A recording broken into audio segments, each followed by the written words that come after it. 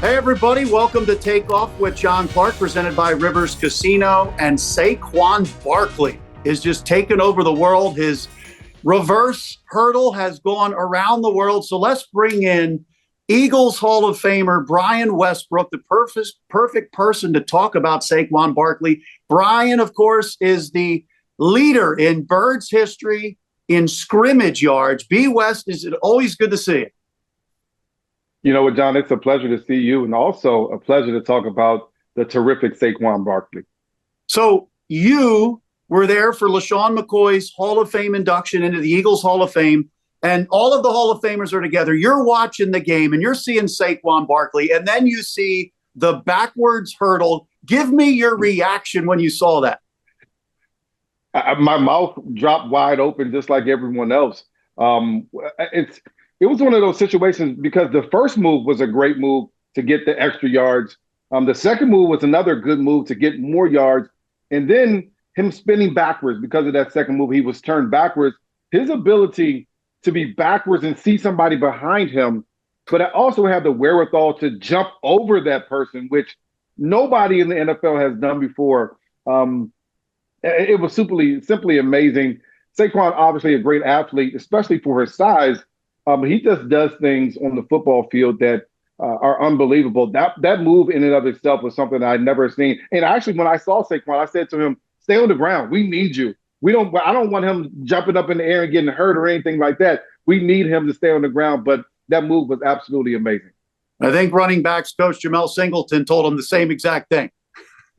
I'm sure. So we were talking to Darius Slay in the locker room the other day, and he said, look, I played with Megatron. I played with Calvin Johnson, and Saquon Barkley is the best football player that I have been in a game with. Where would you rank him as an athlete, football player, his ability to do those things at his size? Well, I mean, you put him up there with some of the best that have ever played the game. You know, and obviously Megatron was on a whole different level. Megatron was super special, and so was Saquon. But the things he's able to do, I mean, you see the burst that he has out of the backfield is amazing. The catch in the end zone for the touchdown, there's not very many running backs across the league that are making that catch and getting their feet in play as well. I mean, he has the ability to change the course of this offense. He's already done that. And to me, one of the biggest things, the most important thing, we've seen guys with talent. We've seen guys with talent similar to Saquon, but he's just a humble, good man. And that to me means an awful lot. I love the way that we can have conversations about anything, including football. And he's just humble. He's a seeker of knowledge. He wants to continue to get better. Those are the types of people that you want to have inside your organization. I'm so glad that we have them. How much do you enjoy your conversations with Saquon and catching up with him, following you and LaShawn McCoy as great Eagles running backs now? You know, we don't necessarily talk about the kind of the legacy of the Eagle running back. I learned it from Deuce and obviously Wilbert and Ricky and all those different guys. But, you know, we will have a chance to catch up as time goes on, as he continues to do amazing things and is a part of this organization in this city. But how could it go bad when you have such a great gentleman, such a person that leads with integrity? He's a hard worker. He does all the right things. He says all the right things. Saquon Barkley is a model citizen.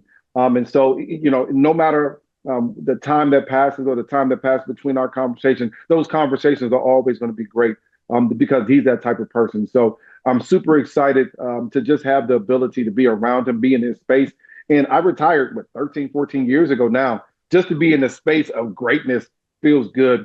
So anytime I'm around him, it's a great thing. Well, I'll tell you, Brian, it's great looking up your numbers again as I was preparing to talk to you. I mean, all-time scrimmage yards leader in Eagles history, and it's looking like Saquon Barkley's already over 1,000 scrimmage yards right now. You and Shady McCoy are over 2,100 scrimmage yards for a season, and right now Saquon's on pace to break his rushing record and your scrimmage yards, you and Shady's scrimmage yards record. So are you willing to concede like Saquon's coming for it? Hey, listen, those records have lasted for long enough. If someone was going to break them, you want a guy like Saquon to break them. And you talk about skill, ability. He's playing on the right team. He has great weapons outside and a quarterback that can get the ball to all the people. So if it was going to be done, why wouldn't you want to be done these records to be broken by Saquon in this dynamic, explosive offense. And so I'm just excited to continue to be mentioned with some of the greats that have played the position and some of the greats in Philadelphia as well. It's very interesting right now in the NFL. You're seeing the best teams like the Ravens, the Eagles, the Lions, the Packers, all these teams, they are running the football. Why do you think the running back has come back in the NFL?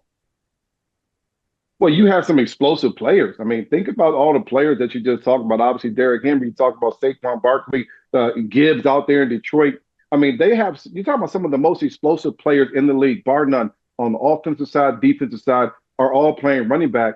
And, if you give these guys the ball, they can make moves in space in so many different ways. But just remember, over the last 10, 15 years in the NFL, the league was focused on throwing the football. So that means defenses were focused on stopping the pass. And so they're bringing in nickel and dime packages. You mean to tell me you're going to try to stop Derrick Henry with a nickel package? Not going to happen. You're going to try to stop Saquon Barkley with a dime or a nickel package? Not going to happen. Hand the ball off to these guys that are so explosive playmakers and then allow them to go win a football game for you. And what happens next? Then you get the big throw down the field to Devontae Smith, and then you get the big throw down the field to A.J. Brown. That's what happens. And why would you want to change that? Why would you want to change something that works so well? Unfortunately, the running back position has been so devalued as far as cost. They don't want to pay anybody, but there's still some dynamic, explosive players that are getting it done this season. Such a great point by you, because I was seeing defenses over the last couple of years. They're trying to follow the Vic Fangio mold of like keeping those two deep safeties, don't give up the big play. So that allows the running room. And like you said, you've got smaller, faster players on the field to cover the receivers, including linebackers. They're really getting linebackers now that can cover. So now if you have the power running game, how can you stop it? Yeah, if you're the Eagles, why wouldn't you lean on the running game? You're going to get 4, 5, 6, 7, 8 yards a carry. That makes life so much easier on Jalen Hurts.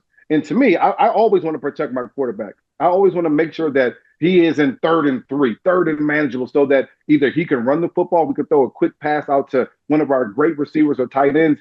We want to be able to run the ball to set things up for our offense. That's how you have success in this league right now. And we have the players to be able to do that. So why wouldn't Kellen Moore and Nick Sirianni take advantage of that? And it's funny because we heard that the Eagles offensive lineman, especially Lane Johnson, went to Nick Sirianni during the bye week and said, Coach, we're passing the ball too much. Let's lean on the running game. We remember your era. You were always looking for more carries. Shady said he'd constantly get on Andy Reid. So why is it the running back is always like the third kid in the family that's begging for the family car that night? Well, just remember, Nick Sirianni grew up in the John Madden era, right, where Madden is prevalent, and you have guys throwing the football all game long in John Madden. A lot of these young coordinators believe that that's the way to do it. And the truth is, there is a tried and true measure of how to be successful in the NFL. Just think back to the last Super Bowl we played in. Our running game got us back into that game, right? Our ability to run the ball, the quarterback and the running back got us back into that game, gave us an opportunity to try to win that game against Kansas City. Why would you ever get away from that? And so, of course, now we're seeing teams saying, we're going to run the ball. We're going to give the ball to one of our most explosive players and make the game simpler, especially, even though our defense is playing really, really well. You shorten the game when you have a running game. You run the clock out a little bit faster. That allows your defense to play better no matter how well they're playing. And our guys on the defensive side of the ball have been playing very well, running around, smacking people and making a lot of big plays. And you talked about Jalen Hurts. He was obviously throwing some interceptions. He had some turnovers, but over the bye week, they really worked through some things, and now they are a running team. What do you think that has done for Jalen? Because over these last 4 games, he has played clean football, no turnovers. Well, the idea at the quarterback position, if you turn the ball over, I don't care if you're Patrick Mahomes, Joe Burrow, some of the best quarterbacks in the league, if you turn the ball over, you're going to lose. And so now we have to make the game a little bit simpler. Jalen Hurts has the ability. He has the ability to lead this team, whether with his legs or his arm. But however, you don't have to make it hard on him. You don't have to try to find the hardest way to make plays for Jalen Hurts. You run the football, you get him in those 3rd and manageables that I was speaking about earlier, 3rd and manageable, because here's the thing. When it's 3rd and manageable, now the defense has to play the run and the pass. They can't pin their ears back and try to get after the quarterback. That's where a lot of the interceptions come. That's where a lot of the bad decisions comes. So now you're 3rd and manageable. worst case scenario, Jalen says, I'm going to pull the ball down and I'm going to run it myself. He's been very successful at that as well. And so now you have an offense that's just hard to stop. That's what you want, especially as the season goes on and heading into the playoffs. You want an offense that is hard to stop, but also gives a defense multiple things to look at. And with that, now you have the advantage versus the defense. Hey, celebrity cook Steve Martirano is bringing his Italian-American cooking back home to Philly, where it started. Enjoy Martirano's Prime at Rivers Casino and Steve's famous meatballs with Sunday gravy, prime steaks, and more. So make reservations for Martirano's Prime on Open Table. I've been to the one in Fort Lauderdale. I'm glad it's back in Philly.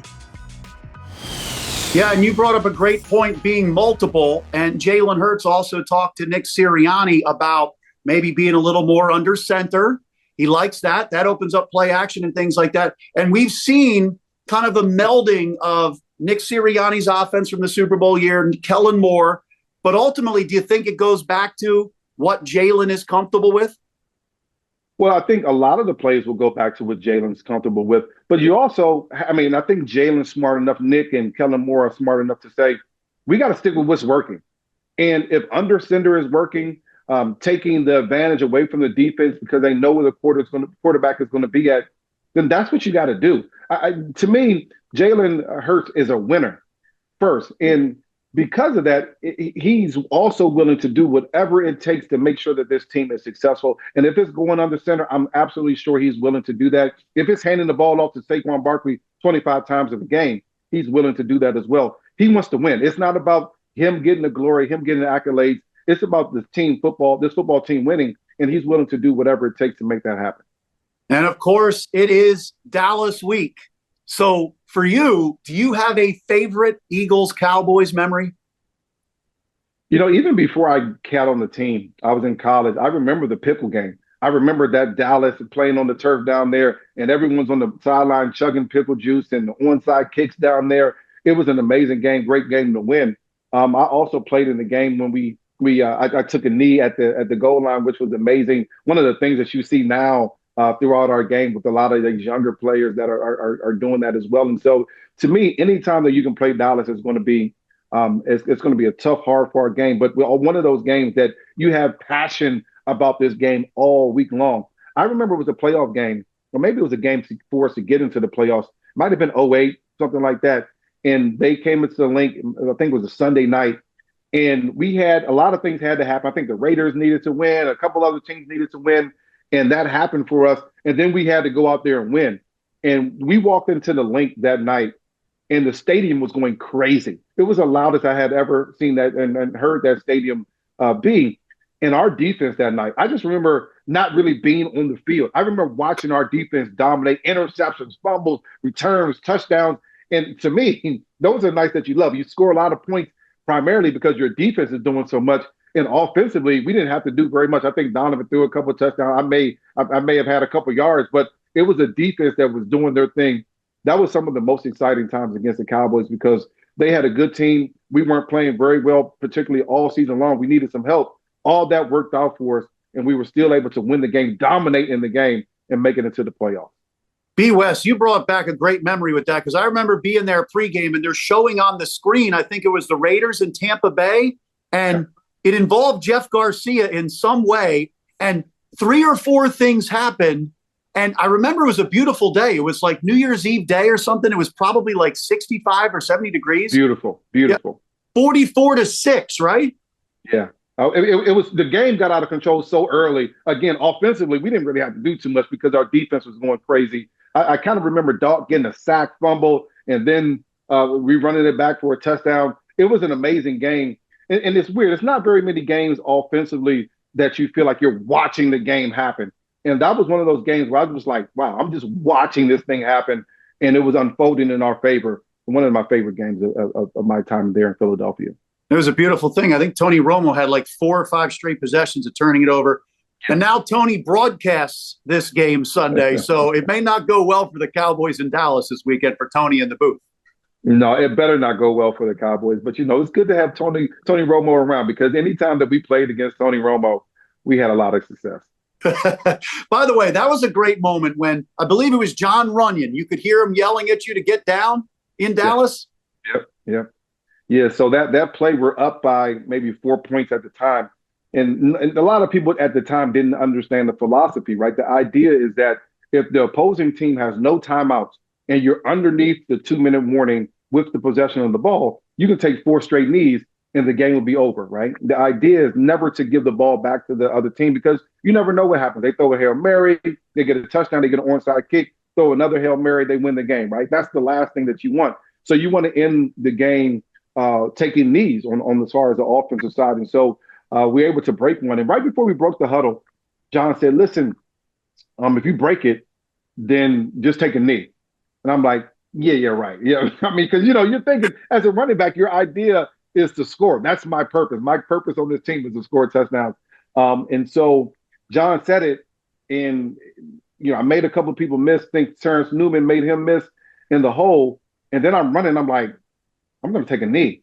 And then you try to, because you never practice that. You never practice taking a knee on the field. Then you're trying to figure out, okay, what's the best way to take a knee? How do you do this? Luckily, I figured it out. And it's one of those plays that I hear about a lot of plays throughout my career. I hear about the Giants punt return. I hear about a couple of plays in Tampa, maybe the Vikings screen. But I hear about that play where you're taking a knee on the goal line probably more than anything, especially from the fantasy owners at this point in my life. I was going to ask you, because that is such a smart play by you. And also, it shows you're kind of giving yourself up. You could have had a touchdown. But nowadays, because of social media, all these players are getting DMs. They're getting stuff from fans because maybe the fans had the line. They were betting the Eagles on the line. So are you glad that social media was not around and the legal betting? Yeah, I am glad about that because I heard about it from fans, even when betting and social media wasn't as prevalent. And now I hear about it still. I still hear about it from fans. They say, well, listen, you helped me win my fantasy team, my fantasy championship that week. Or I hear, you helped me lose. And so it's always funny to listen to because the people that won, they never offer any money. I've never had anyone say, hey, I won $2,000. Here's your cut of it. Certainly have heard from a lot of losers as well, folks. So. You bring up a great point. When Floyd Mayweather's winning $1 million on Super Bowls, you should give a little chunk of that to somebody who gets the team over the hump. If I scored a touchdown in the Super Bowl and have the ability to help you win a bunch of money, a little bit of money should come to me. I think so. That's pretty good. By the way, I wanted to ask you this because I remember Brian Dawkins, when he was playing, saying it's not the Cowboys that's the main rival for him and a lot of the Eagles. It was the Giants. Who was your favorite rivalry game? Well, I agree. I think it probably was the Giants. At the time, remember, the Cowboys were going through some flux. They weren't as good of a football team at the time. They had a lot of good players. They just weren't winning at the time. And so the Giants were certainly, 90 minutes away, however long the way to get up the road to midlife. And for us, they were the team that we always wanted to beat. They were the team that we probably were most competitive with throughout the time that I was there in Philadelphia. And so I absolutely agree with Dawkins in his assessment when you talk about the Giants, Eli, and, so many different things. I think Kerry Collins early in my career was a quarterback there, Tiki, and a lot of people compared me to him early on. And so there were some things that we had to be able to get over. Obviously, the rivalry between Runyon and Strahan. There were so many things that we had to get over to be able to beat the Giants. And eventually did, but they were a very good football team. And obviously, Nick Sirianni this week was saying, we desperately want to win in Dallas. He hasn't won in Dallas as coach of the Eagles. So Cowboys have lost 3 straight. Dak Prescott gone. He may even be gone for the season. So are the Cowboys cooked? Well, I think as a team, their chances of winning, a significant amount of games this season is pretty much done. Now, they can't rally the troops at this point. But as a guy that loves the Eagles and constantly is rooting for the Eagles, we can't take the week off, right? It's easy for us to overlook this team. Their starting quarterback's going to be out. We can't take the week off. We're a good team. We're playing very, very well. However, we cannot afford to take the week off and look past this football team. The worst thing that can happen is us losing to Dallas. Listen, remember, we came pretty doggone close to making this game last week very, very interesting. We can't afford to go down to Dallas and lay an egg. We have to continue to allow the momentum of this great football season to continue. And Brian, a couple final questions for you. the Eagles started off 2-2. They had that bad loss in Tampa. They had the bye week. And since then, of course, they've won 4 straight. The teams they have faced, though, the Jaguars, pretty bad. The Browns, the Giants, and I'm missing one. Bengals. That was a good win. Very good win. So do you think these Eagles are for real? I think we still have a ways to go in this season. I think they have won the games that they were supposed to win. Now we have to continue to allow the ball to roll. In these types of seasons, despite who you're playing, you're building confidence, right? You're building confidence that Saquon can get it done in the run game. You're building confidence that Jalen's not going to turn the ball over. You're building confidence that whatever route A.J. Brown runs, he's going to be open. You're building confidence that Devontae Smith will continue to be a deep threat in this offense. You're also looking on the defensive side of the ball and saying our linebacker play has been better than our linebacker play in the last 15 years. That's what a lot of people are saying. I'm seeing that as well. We're seeing our secondary. We have young guys in our secondary that are doing a great job of playing. So over the course of these games, despite who you're playing, you're building that confidence and you start to build that bully inside that locker room. That's what you want to have. And then when you get a chance to play better teams, then you say, all right, we've built that confidence. We know what we can do offensively and defensively. Now we have to go out there and play, and we have to be able to fight the fight. And so that's what this football team has been doing. I'm super excited about the prospects of them being one of the better teams in the NFC, certainly in the league. And so over time, the true story of this team will be told. But I like where we're at currently, and I think we'll continue to get better as we continue to roll through this season. And right now, obviously, you have a road game in Dallas. Then you have that quick turnaround Thursday night back home against Washington. When you were playing, did you sense coaches or even players would talk like, okay, if we're up a certain amount, maybe get some guys a little rest or back off in practice? Like, how tough is it to manage the body when you're on that quick turnaround? Well, no, you as a coach and even as a player, you can't start thinking about if we're up by points, we're gonna kind of slack off a little bit, get some guys in there. You got to be worried about winning games. And as a starter, as a veteran, as someone that's leading this football team, I have to get my players around me ready to play for 60 minutes. We want to make sure that we win the game. I don't care if we come down to the last minute of the game. We want to make sure we win this game first, and Thursday will handle itself. And so you never have that conversation. You're just prepared to go out there and dominate. And you also know in the back of your mind, if it gets ugly early for the other team, then of course you're not going to play as much. But there's no conversation about that. It's all about focusing on this game and going out there and executing to the highest of our ability. And if we do that, we should be able to win a football game. But John, you bring up a good point. Washington is coming into this game on Thursday. They're going to be hot. They're going to be excited. This is a chance for them to be relevant. Obviously, I'm from Washington, D.C. area. This is the first time that I've heard Commanders from the Commanders fans in my family for 20 years. I've never even heard them I've never seen them wear a jersey. I've never heard them talk about their team. And they're super excited about their young quarterback and the way that defense is playing. And so we do have a test on Thursday, but let's focus on this game this week. Let's make sure that we get a win in Dallas. And I really like your point that with Dak out, there's dysfunction there. You can't take this team lightly. And I don't think the Eagles will, because you always get up for a Cowboys game, right? Yeah, you always get up for a Cowboys game. And there's something to be said, and we saw it a little bit last week. When you allow an inferior team to stick around long enough, eventually they start making plays. The Jaguars had, 36 total yards in the first half last week. And we allowed Trevor Lawrence, who hasn't been playing great, and that football team to start making plays. And they made a game of it. It should have been a blowout, but they made a game of it. And so we have to make sure that we go down to Dallas, take care of business early, and then we can discuss any possibility of getting players out of the game and those types of things. But it's about taking care of business early. And if we can do that, then I think we'll be fine. Final football question for you. Right now, Saquon is on pace for 377 touches. Now, I know back in the day, Emmitt Smith, all those guys, they were 400 plus touches a year. Is there any concern about Saquon because of his injury history with the amount of touches that he is on pace for, and you're hoping to make a playoff run? I'm not as concerned. I think he's one of the toughest, most well-built running backs in the league. You got to remember, when you're not necessarily playing for anything like Saquon wasn't up in New York for a long time, he would never fake an injury. I'm not saying that, But when you start coming back from an injury, you start saying, well, we're not going to the playoffs. You start thinking about all those types of things. All those things go into the consideration. Not to say that he wouldn't come back if he was able, but you have to be, if I'm being honest, you have to start thinking about those things a little bit. This team is going to be a playoff football team. We want to make sure that Saquon is available. Even if he gets hurt, I think he'll be able to come back and help our football team. We just want to allow him to continue to be healthy. And here's the other part. I want to see a little bit more of Kenny Gainwell. I think he brings some explosion to this offense too. So I have no problem with putting him in and allowing him to get some touches and taking some wear and tear off of Saquon. Why wouldn't you do that? So I think that would be important for this football team just to consider. But I'm not worried about handling the football.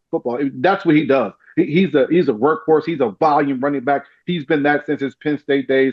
Why would you be worried about what he's able to do? I think he'll be fine. And he really takes care of his body. And he does. That's yeah. Right.